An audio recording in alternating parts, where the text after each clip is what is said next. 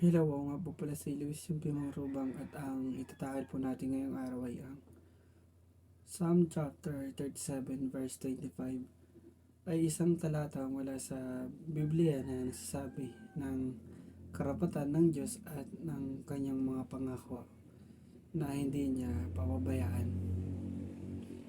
ang matuwid o matuwid. Magandang araw mga kapatid. Ngayon pag-uusapan natin ang tungkol sa katapatan ng Diyos at kung paano natin ito nararanasan sa ating pang-araw-araw na buhay. Sa mga sa mga awit ng chapter 37 verse 25, pababasa natin ang patotoo ni David tungkol sa kanyang karanasan sa kabutihan ng Diyos. Ang Psalm chapter 37 verse 27, mula pagkabatay ngay tumanda na sa tamang buhay ko'y walang nabalita sa taong tapat. Ang Diyos ay nagpabaya o ang anak niya ay naging hampas lupa. Mga kapatid, sa ating buhay, marami tayong pagsubok na hinaharap.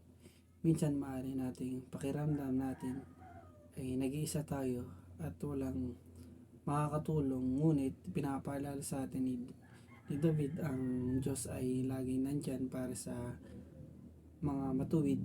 Hindi niya tayo papabayaan o hayaang magutom. Sa talatang ito, makikita natin ang dalawang mahalagang punto. Una, ang personal na karanasan ni David. Siya ay naging bata at tumanda na, at sa kanyang mga mahabang karanasan, hindi niya kailanman nakita ang pinababayaan ng Diyos ang matuwid.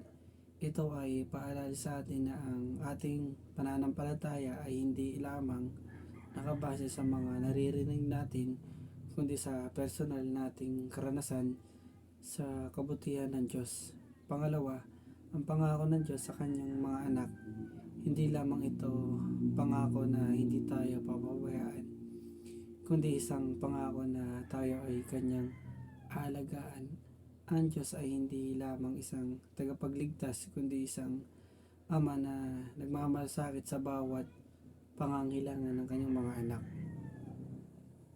Kaya mga kapatid, tinihikad ko kayong magtiwala sa Panginoon sa mga panahong nararamdaman ninyo ang iyong na kayo ay nag-iisa. Alalahanin nyo ang pangako ng Diyos.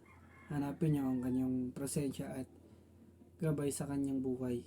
At tulad ni David, maging saksi din kayo sa kabutihan ng Panginoon sa inyong buhay. Sana ay nakatulong ang devotion na ito upang palilimin ang inyong pag-unawa at relasyon sa Diyos. Tandaan na sa salita ng Diyos ay buhay at makapangyarihan, at ito ay gabay natin sa araw-araw nating pamuhay. Yun lang po, maraming salamat. Naway marami po tayong natutunan ngayong araw.